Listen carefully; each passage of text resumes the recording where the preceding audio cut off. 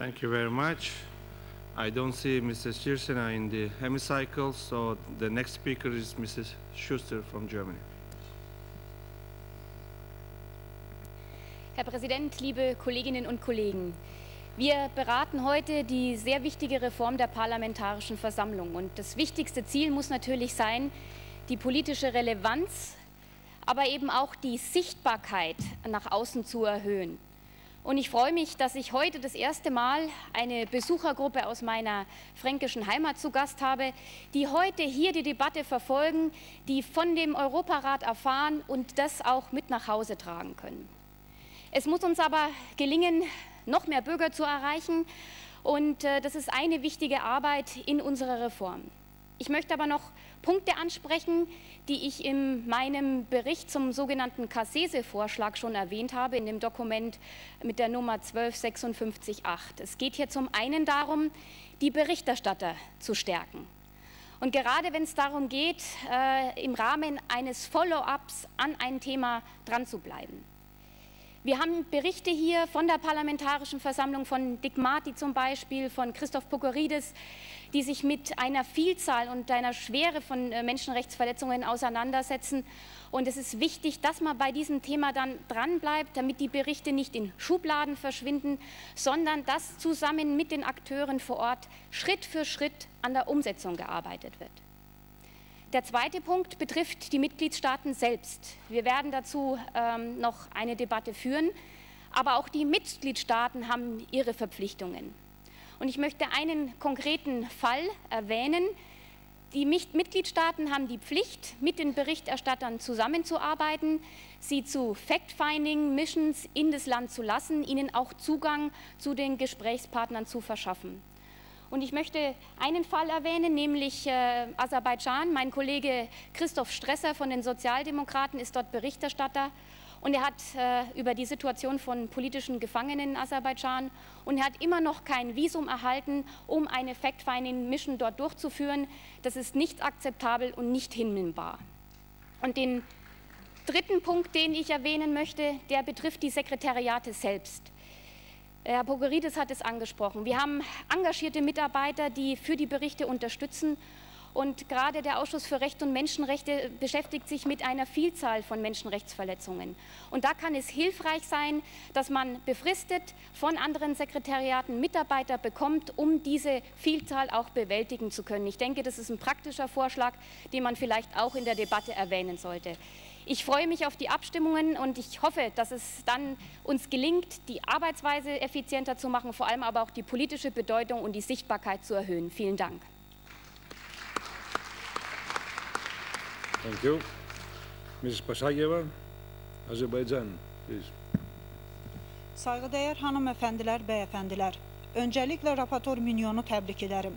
Avropa Konseyi Parlamentarlar Məclisinin etkinliyinin artırılması amacıyla raporda söz konusu edilen önerileri destekliyor ve bu önerilerin meclisin daha etkin bir şekilde çalışabilmesi açısından büyük önem arz ettiğine inanıyorum.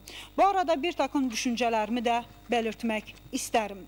Parlamentarlar Məclisinin aldığı kararların ne derecede uygulandığını kontrol edecek denetim mekanizmalarının güclendirilmesine ilişkin olan karar taslağındaki önerilerim tamamen desteklemekle beraber yalnızca bundan sonra alınacak kararların değil, bugüne kadar alınmış olan kararların da ne derecede uygulandığını denetleyecek ciddi denetim mekanizmalarının hazırlanması ya da mevcut mekanizmaların güclendirilmesi gerektiği kanısındayım. Bu hususta bir örnek vermek isterim. Parlamentarlar Meclisi'nin almış olduğu 14-16 numaralı kararının üzerinden 6 sene geçmiştir.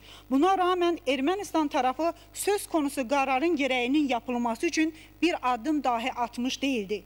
Yani bu karar düz 6 yıldır kağıt üzerinde kalmaktadır. Ve bu günleri siz biraz önce burada Ermənistan Cumhurbaşkanını dinlediniz.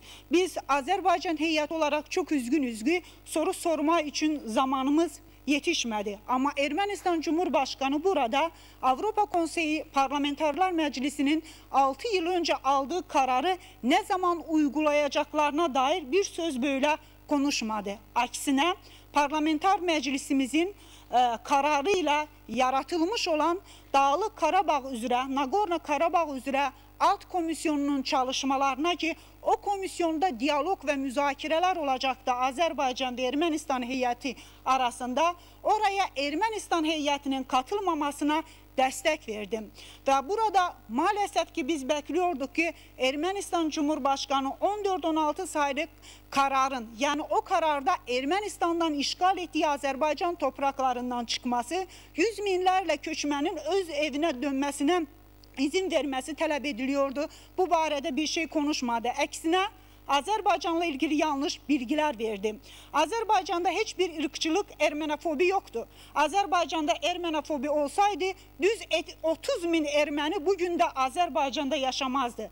Ama siz Ermənistan'a gittiğiniz zaman sorun. Ermənistan'da bir kişi belə, bir nəfər belə olsun Azəri yaşıyor mu? Azərbaycanlı yaşıyor mu? Hayır. Nereye gitti o insanlar? O insanların hepsi Ermənistan'dan öz evlerinden çıkarıldılar. O yüzden de biz düşünürüz ki biz bu kararların kabul edilmesine karşı sert bir biçimde öz tavrımızı ortaya koymalıyız. Ermənistan Cumhurbaşkanı söylüyor ki Azerbaycan içerisindeki Ermeniler self determinasyon istiyor. O zaman Avrupa'ya bakalım. Avrupa'da neler baş verebilir? Her bir ülkemizde, Avrupa ülkesinde milli azınlıklar var. Eğer yarın o milli azınlıklar söylese ki biz kendi devletimizi kurmak isteriz. Burada izin verilir mi? Avrupa'nın hali ne halde olur? O yüzden de bu kimi açıklamalara karşı öz sesimizi kaldırmamız ve kararların yerine getirilmesini talep etmemiz gerekir.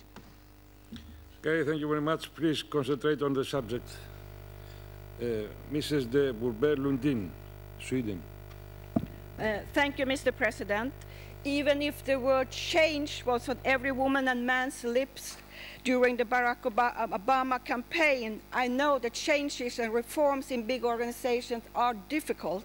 So that's why I'm very impressed by the work by Mr. Mignon and the ad hoc committee. So thank you very much for your work.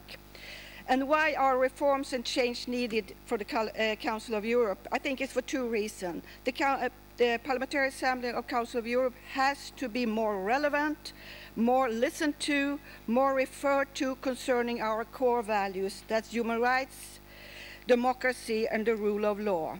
And of course, we all have a responsibility for this. And the second reason, we have to save money. So when this report came first, the Swedish delegation put together a small group to deal with that.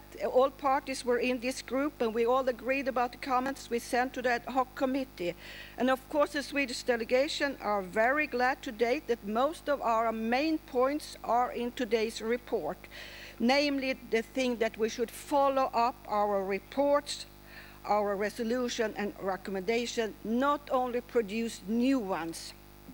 And the second point is it's very good that we are merging committees, but I will put a warning word. I hope there won't be more new subcommittees, because then we have gained nothing.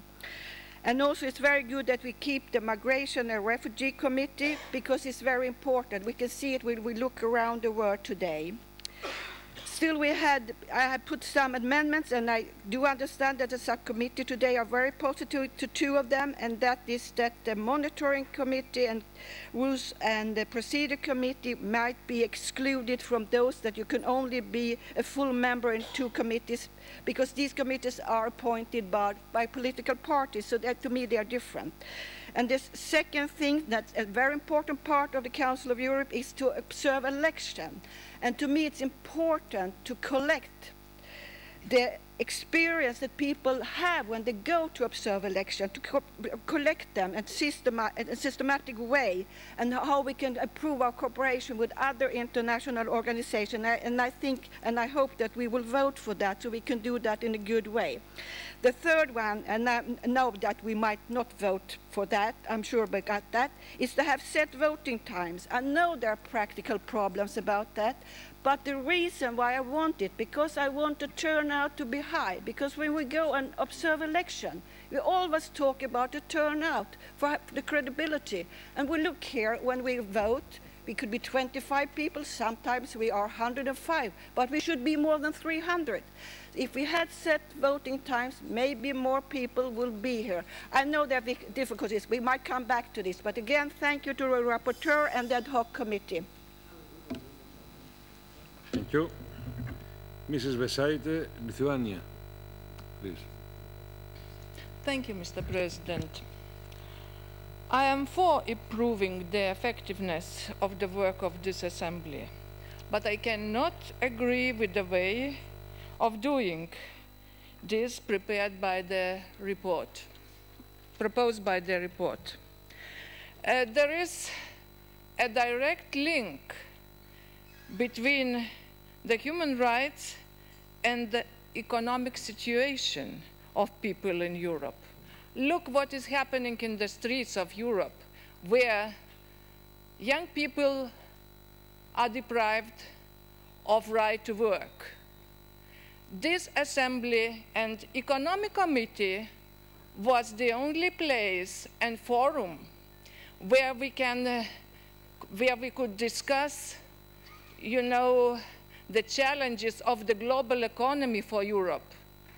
At least it had, the reports had the educational purpose for the parliamentarians. So I can't understand. I understand that we should save money. I understand that we should limit the number of committees.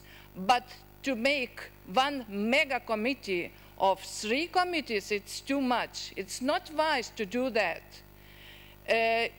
You know, Social Affairs and Health Committee should be left separately, and if we are dealing with the green growth of Europe, if we are looking for innovative strategies and we are saving the environment, at least 2 committees, economy and environment, could be merged, but not the 3 ones. So if we are result-oriented, so please listen what the people from Environmental and Economic Committee are telling you. Thank you. Thank you. Mrs. Godsev, please. Thank you, Mr. President. First of all, I would like to congratulate my good friend, Mr. Mignon, with his excellent report and his great work and concrete ideas to how we can reform the Assembly. And I'm happy that everyone in the Assembly was consulted during the process. This is our Assembly, and we must work together to be politically relevant and efficient.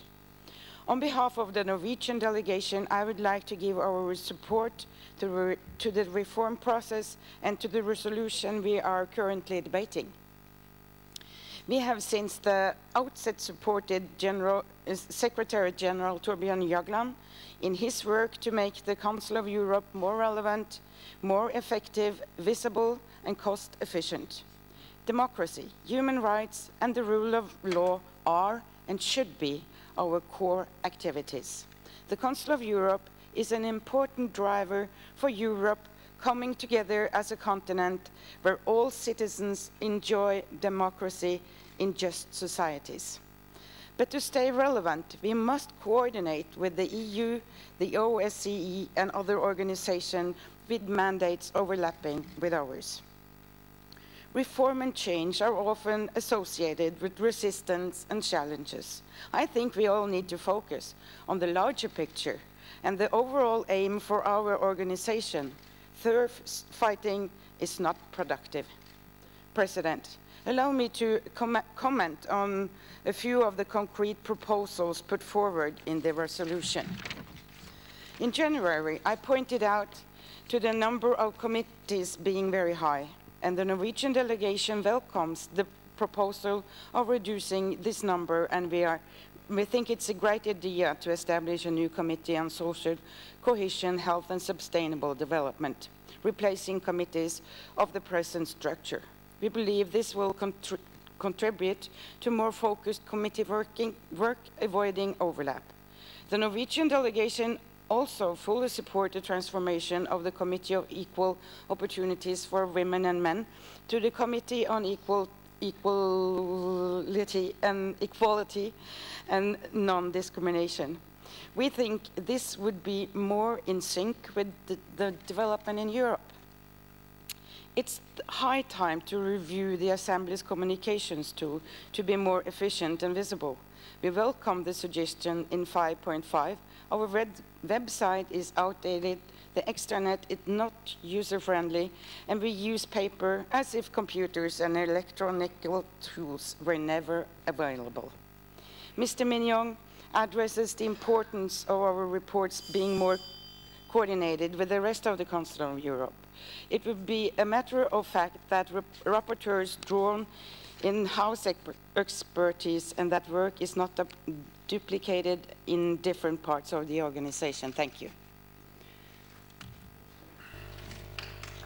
Mrs. Kovacs, please, Serbia.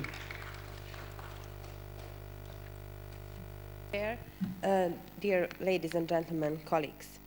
First of all, I would like to welcome the report of the Ad Hoc Committee of the Bureau as a really ambitious effort in the reform of the Parliamentary Assembly, which can indeed be proud of its achievements over the last 60 years.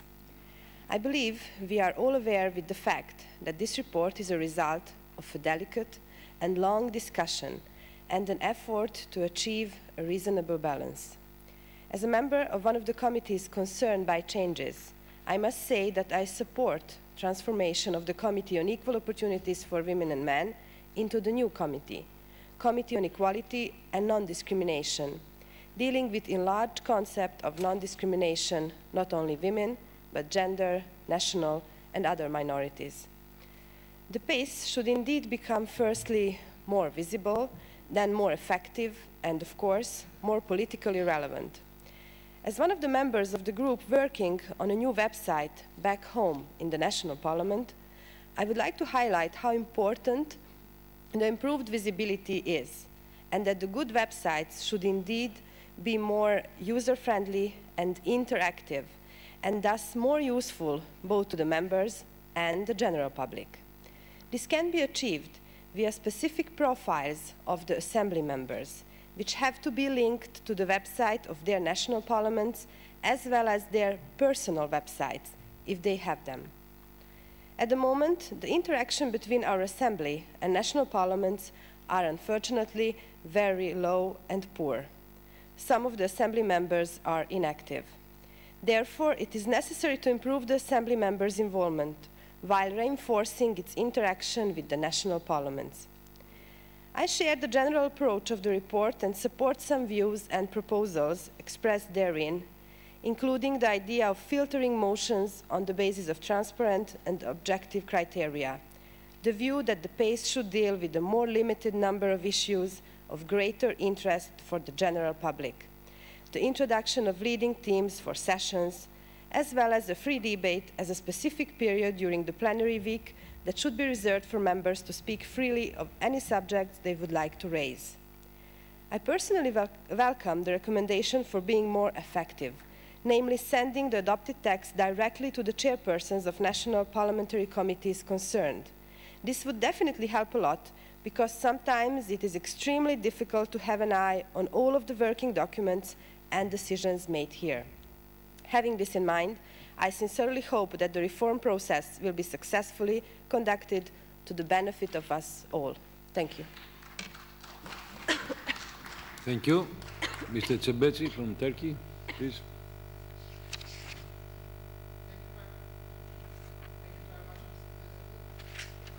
Dear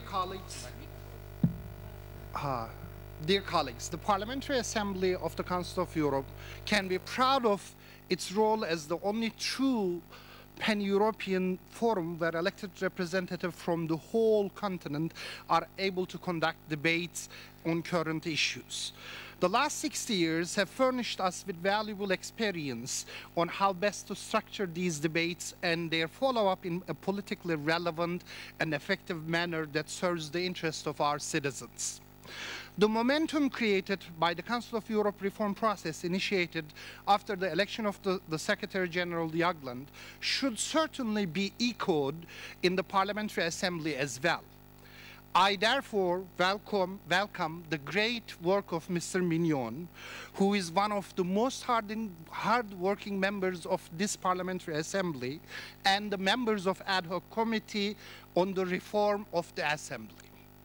First of all, as part of its reform, I believe that the Assembly should strengthen its role in shaping the European political agenda by acting as an initiator of debates that deals with the pressing issues related to democracy, intercultural dialogue, sustainable development, and many other relevant domains. Also, selectivity can be a key factor in ensuring the quality of our reports. We should continue to invite the key figures and political leaders to enrich these debates.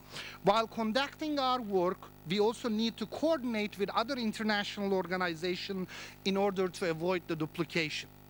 Let me also express my support to the proposed modifications on the working methods and the structuring of our House. In this context, I would like to particularly refer to certain issues. On the restructuring of the committees, the creation of one single committee on social cohesion, health and sustainable development through better coordination and avoiding duplication will definitely strengthen our works, so far conducted in 3 different committees that address all relevant problems in the European societies. Furthermore, I fully support the modernization of the Assembly's working methods and efforts aimed at administrative rationalization. In my role as rapporteur of the budgets, I prepared 2 reports, and these are already being discussed in this part session, and I asked for necessary funds to enable this modernization effort. We should also be open to voluntary contributions that could make this work possible. As for the need to ensure diversity of speakers in plenary debates mentioned by Mr. Mignon, I believe that this issue is a key factor to improve the debate quality and content. Finally, again, thank you, Mr. Mignon, for the great work. Thank you. Thank you. Sir Alan Mill, please. Thank you very much indeed, Mr. President. I'm grateful for being given the opportunity to speak in this particular debate today, not least to congratulate the rapporteur and indeed all members of the ad hoc committee who've worked very, very hard on this particular issue. And we all have at times opportunities to disagree with ourselves, but there's been a very full and frank debate about this reform, and as I say, they've stood the test of time. It hasn't just been over the last few days, but really over a last number of months, and I congratulate them all. You'll not be surprised to hear, Mr. President, that I want to speak in favour of that part of the report which suggests the amalgamation of the 2 committees, which is the Economics Committee and of course the Environment Committee, because I think they make a perfect fit. If one looks at the subject areas such as economies, like the economic crisis the world is going through at the present time, and every one of our member states is feeling the effects of that. Energy issues, which have been at the fore for some years now and will get worse in the years to come. Environmental degradation, and of course the topic which I'm frequently involved in, which is that of climate change to our planet, resource depletion, food security, and last but not least, the important subject area of unemployment. However, you will not also be surprised to learn, Mr. President, that I also want to speak against another amalgamation which has been suggested in this report, which is that of the amalgamation with those 2 committees of the Social, Health and Family Affairs. And I do this not because being critical of the work of that particular committee. In fact, it's quite the reverse. I think that particular committee needs and deserves more attention than just simply be lumped together with the work of the committees I've just described. Their areas of social rights, children's rights, family affairs, and of course health bears an awful lot of responsibility, and I don't want to see any of that work being lost in a mega committee like the one that is being described. So I urge all delegates in the Assembly today to actually vote for the amalgamation of the 2 committees I've described, but actually to support the Social, Health and Family Affairs Committee to have a committee of its own. Thank you. Mr. Toshev, please. Bulgaria. Thank you, President. Ladies and gentlemen, the Parliamentary Assembly of the Council of Europe needs such reforms as can make it more efficient and well represented in the European architecture. The Assembly should remain an important actor in Europe, providing the unique opportunity for dialogue between its European Union and non-European Union member states, as well as open for cooperation with its observer members, such as United States, Canada, Mexico, Israel, and also the Holy See. Currently, this list is going to be enlarged further by Partners for Democracy. The first of them was the Parliament of Morocco, hopefully followed also by other Mediterranean and Middle East countries. The Assembly should continue to be a forum for dialogue, not only between states, but also between citizens of our united Europe. A very important recommendation of the rapporteur, Mr. Jean-Claude Mignon, is the aim to increase of the visibility in the Assembly's work and reinforce the interaction between the Assembly and the national parliaments. I fully subscribe to this proposal. In this respect, I would like once again to introduce the idea that the committees of the Assembly should receive an annual ticket to organize joint meetings with the relevant committees in the national parliaments of the member states. Of course, this proposal is not extended to the Rules Committee and the Monitoring Committee due to their specific area of activity. If this proposal is accepted, many more political stakeholders will be involved in our debates, and this enlarged dialogue would be very supportive for the European society as a real democratic community. The agenda for this meeting should be drafted jointly with the chairpersons of the national parliamentary committees. Representatives of the countries from the neighborhood of the Council of Europe, interested NGOs and media could also be invited when appropriate. One important principle in its organization until now is the equality of member states and between the members of the Assembly. This principle was observed within the family since the very beginning of our Assembly existence. I was astonished to see the proposal unanimously adopted by the Bureau for the allocation of a group of 5 privileged delegations of the biggest member states, namely France, Germany, Italy, Russian Federation, and United Kingdom, whose chairpersons to be nominated ex officio members of the new Committee on Rules of Procedure, Immunities and Institutional Affairs. In fact, this committee is composed by members proposed by the political groups. Why should a part of the committee's members be elected in a different way? Every delegation should be treated equally, whether large or small, as a matter of principle, and I'm strongly convinced that the political groups could nominate the leaders of these 5 delegations through the ordinary procedure. I'm certain that nobody could oppose their nomination by this group. Thank you. Thank you. Madame Gutu, please, Moldova. Thank you, Mr. Chairman. Mesdames et Messieurs, je félicite et remercie en même temps M. Mignon et tous les membres de la commission ad hoc pour la réforme de la PCE et du travail qu'ils ont fait en élaborant ce rapport, ce projet de résolution. Je suppose que ça n'a pas été guère facile, compte tenu du fait que les 47 délégations ainsi que les 10 commissions ont élaboré, ont exprimé leurs opinions aussi différentes qu'enrichissantes. L'importance de la démarche est incontestable. Suite à cette réforme, notre Assemblée devrait augmenter sa visibilité, son efficacité, sa pertinence politique et surtout améliorer sa coopération avec les parlements nationaux, tel qu'il est mentionné dans le point 3 du projet de résolution. La délégation moldave salue les propositions de réorganisation des commissions de la PCE avec la redéfinition des mandats, des missions, qui va exiger aussi que le règlement de notre Assemblée soit repensé. En même temps, je voudrais me prononcer à propos de l'amélioration des instruments de communication. Dans le point 5.5.1 du projet de résolution, il est mentionné la nécessité d'améliorer le site web de l'Assemblée parlementaire.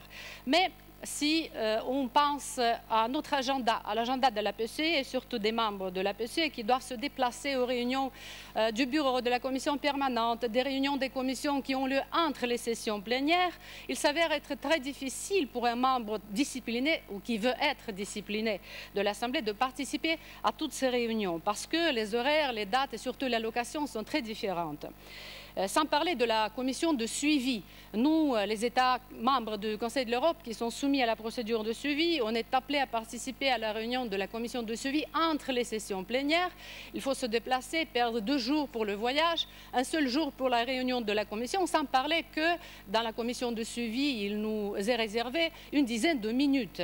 Pourquoi ne pas utiliser les nouvelles technologies de la communication, de l'information? Je fais référence surtout aux équipements de visioconférence, la possibilité de participer à la réunion de la commission de suivi, non pas seulement à 2 membres de la délégation qui représentent l'opposition et la majorité, mais par exemple à tous les membres de la délégation nationale qui peuvent, via la visioconférence, apporter des contributions beaucoup plus enrichissantes que seulement 2 opinions exprimées par 2 membres de la délégation nationale, sans parler du fait que, par exemple, dans la délégation nationale de la Moldavie, il y a des membres de la délégation qui savent très peu de choses sur le fonctionnement de l'Assemblée parlementaire. Il en serait de même pour les autres réunions des commissions de l'Assemblée parlementaire.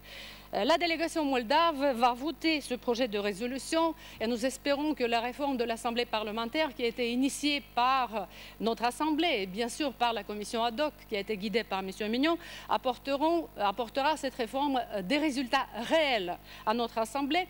Et ce n'est pas par hasard que le rapport visant la réforme de l'Assemblée parlementaire coïncide avec les averses qui se sont emparées de Strasbourg. Espérons qu'après la réforme de l'Assemblée, il y aura plus d'air frais pour tout ce qui signifie l'Assemblée parlementaire et sa pertinence politique. Merci.